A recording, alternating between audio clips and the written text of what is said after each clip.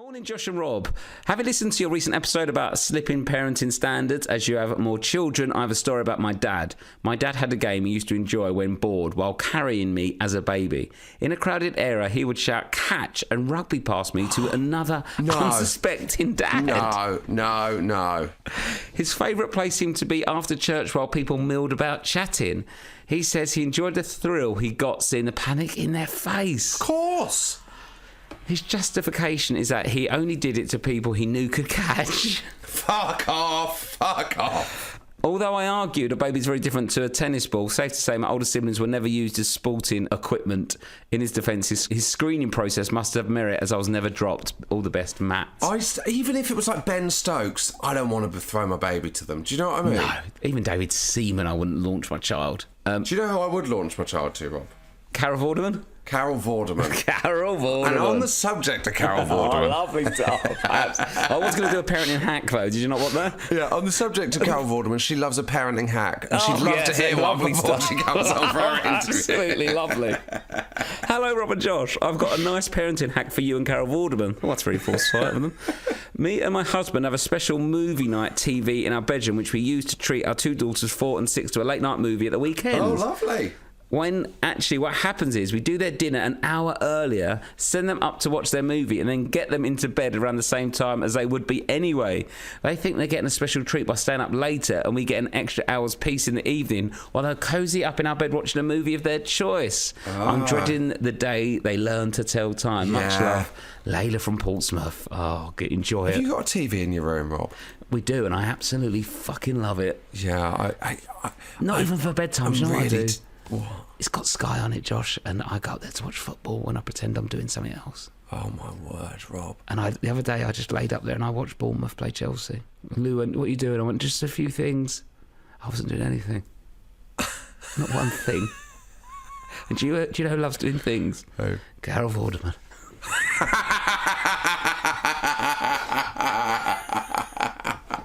I genuinely didn't know where that was going. That's how thick I am. Fucking hell. Want to stick you on the fucking numbers and letters, mate? I had a bus incident this week, Rob. Go on. So, Tuesday, I was looking after my son. I was like, I'll take him to the cinema, because he likes to go into... There's like the Hackney Picture House put on toddler cinema, which is generally just a few episodes of CBeebies, yeah? And it's a bit sort of carnage in there. It doesn't matter because they're all young kids. It's not like you're ruining last anyone's... time I went, it was just him on his own. But yeah. Sure. I got him all hyped for the cinema, and then the cinema wasn't on. They weren't showing it that day. But then I realised... You've got a telly? No, the bit he likes about the cinema is getting the bus to the cinema, Rob. Right, okay. So I thought, well, I'll just get the bus. Yeah, okay. So I said, I'll get him the bus to the park. And he didn't want to go to the park. So basically... He's bored of the park. Yeah, I just got the bus to the end of the line and then got the bus back. And he liked it? He had the fucking time of his life, mate. My daughters keep saying, when can we go on a double-decker bus again? Yeah, we went upstairs on the double-decker bus. Yeah. He looked out the window. We went all the way to the end of the 277. Yeah. Got off. There was a park he then wanted to go to, which was fucking rough, mate. It was like... It's like... You know when you see someone who's like... In a film or something, who's got off the wrong stop in New York, and you're like, you're a fucking goner. Everyone's staring, yeah. Yeah. And there was a park with two blokes that I presumed were doing a drug deal in it. Sure, absolutely. But actually, when we got up closer, one of them was trying to convert the other one to Christianity. It was quite a weird morning, all things considered. So we went to this park. Yeah. One guy was trying to convert another to Christianity. Absolutely. On the swings? And then we got on the swings, and then we got back on the bus, and we just went all the way home. And it's honestly... He had the fucking time of his life, Rob. Well, so my kids want to go on a double-decker bus, but because we live in the countryside, now there's one single-decker bus that comes like twice a day, so I'll have to drive into town. Well, maybe you should live in Zone 2, Rob. I should drive, yeah, but I'm going to have to drive into town. I'm going to say that your son and my children getting on a double-decker bus will lose its fun at some point. I don't know, Rob. There's a lot of use on those buses. There's a lot of teenagers enjoying those buses, mate. So you're suggesting teenagers love buses more than it's the only way they can get about? And it's free travel? It's not free, but yeah. For kids it is. Oh, is it? up to a certain age.